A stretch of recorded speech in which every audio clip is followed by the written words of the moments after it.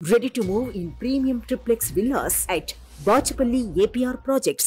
వారికి ఉన్నటువంటి ఇన్సెక్యూరిటీ వారు చెప్తున్నారేమో వారి ప్రభుత్వాన్ని టచ్ చేసే ఉద్దేశం ఎవరికి లేదని పదే పదే అన్ని పొలిటికల్ పార్టీస్ చెప్తా ఉన్నాయి.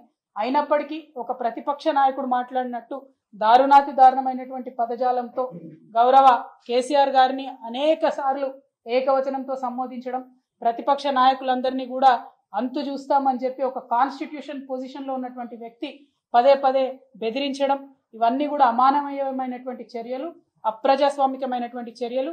నిజంగా పోలీస్ ఈ రాష్ట్రంలో ఫ్రీడంతో పనిచేస్తే ఇప్పటికే ఈ ముఖ్యమంత్రి మీద 100 కేసులు ఉండాలి. కానీ అమాయకుల మీద కేసులు పెడతా ఉన్నారు, ప్రభుత్వ పెద్దలు బెదిరిస్తా ఉన్నారు. ఇది తెలంగాణలో ఇవాళ ఉన్నటువంటి ప్రజాస్వామ్యం అనేటటువంటి అంశాన్ని ప్రజలు గమనించాలని కోరుతా ఉన్నాను. Thank you.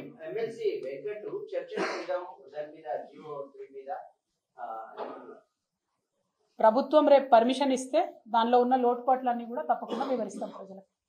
తెలంగాణ రాష్ట్రంలో కొత్తగా ఏర్పడ్డటువంటి ప్రభుత్వంలో కొత్తగా వచ్చినటువంటి ముఖ్యమంత్రి రేవంత్ రెడ్డి గారు తరతరాలు మన ఆడబిడ్డలకు నష్టం జరిగేటటువంటి చర్యలు చేపట్టినారు. కాబట్టి దానికి నిరసన వ్యక్తం చేస్తూ ఆడబిడ్డలకు ప్రభుత్వ ఉద్యోగ అవకాశాల్లో, ప్రభుత్వ విద్యా సంస్థల్లో వచ్చేటటువంటి అవకాశాల్లో జరిగేటటువంటి నష్టాన్ని వివరించి ప్రజలకు చెప్పాలనే ఉద్దేశంతో భారత్ జాగృతి తరఫున రేపు ఇందిరా పార్క్ దగ్గర ధర్నా కోసం మేము పర్మిషన్కి అప్లై చేసుకోవడం జరిగింది.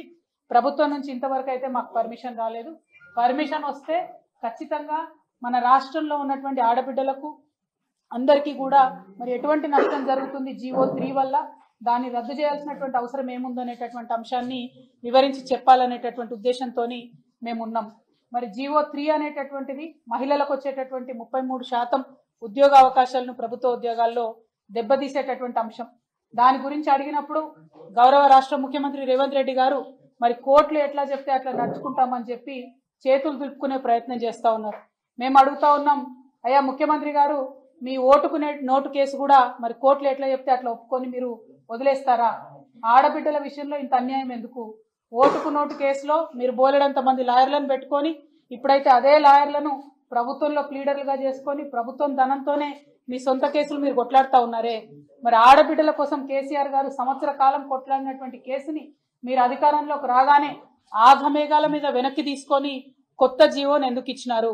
ఎందుకు తరతరాలుగా మా ఆడబిడ్డలు నష్టం జరిగే విధంగా మీరు ఈ నిర్ణయం తీసుకున్నారు? ప్రభుత్వం నుండి నిన్న ఒక చిన్న రిజైండర్ ఇచ్చి వదిలేసినారు. కానీ ప్రభుత్వ సంస్థ చెప్పినట్టుగా women and child welfare department చెప్పినట్టుగా అంత ఈజీ అంశం కాదది. నిన్నగాక మొన్న వచ్చినటువంటి గురుకులాల్లో కూడా 12%కు మించి రిజర్వేషన్ మీరు ఆడబిడ్డలకు ఇవ్వలేకపోవడం అన్నదే పెద్ద రుజువు.